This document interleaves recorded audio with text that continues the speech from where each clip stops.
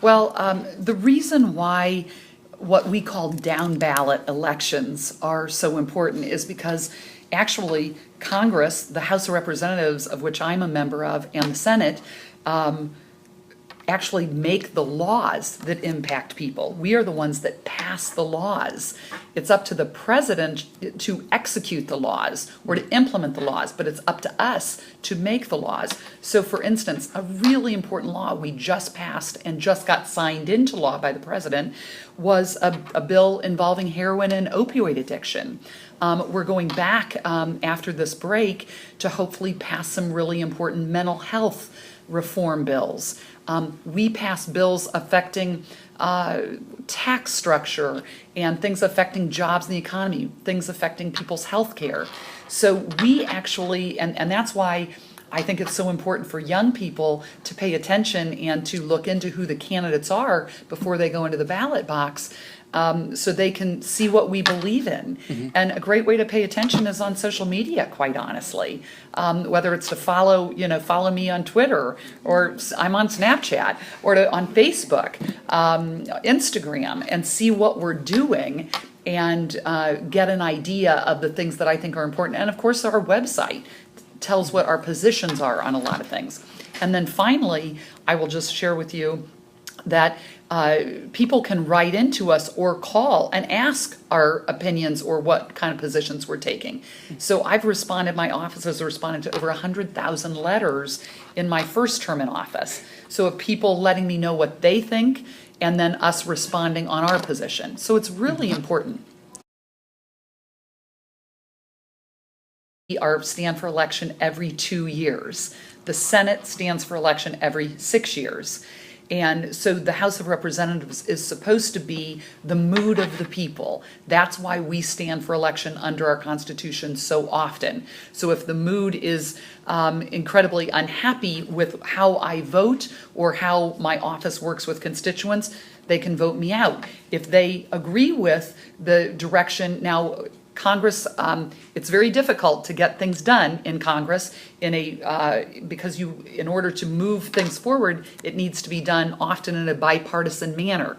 And we've had such a polarizing atmosphere in Washington, D.C., that the most effective bills are those where Democrats and Republicans can find some common understanding. And that's what I actually have a lot of background in my careers from the past before running for office, is trying to bring people together, have a common understanding, find what we have in common, and then get those bills passed into law. And I've had a lot of success with that.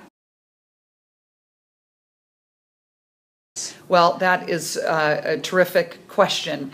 Some of the things that we hope to get done is I believe we need to strengthen our national security in keeping our country safe. We need to have a even more significant focus on keeping terrorism out of the country and keeping our citizens safe around the world.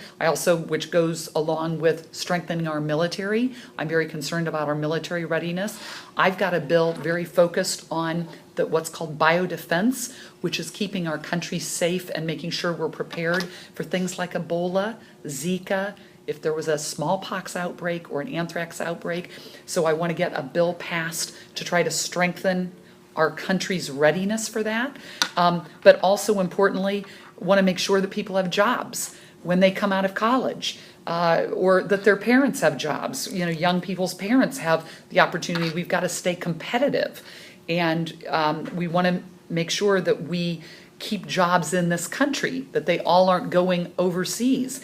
And the way to do that is we got to change the tax code. We've got to have fewer regulations that impact businesses, and we've got to make sure that people are educated and that can get the jobs that we are creating. So keeping a focus on affordable education and making sure that people continue to focus on education so they can get the jobs they want.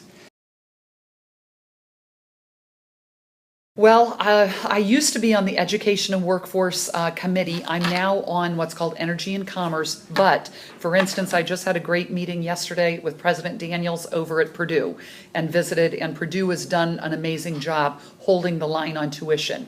And so it is incumbent upon us in Congress to bring leaders like him to help inform us, how is he keeping the costs down?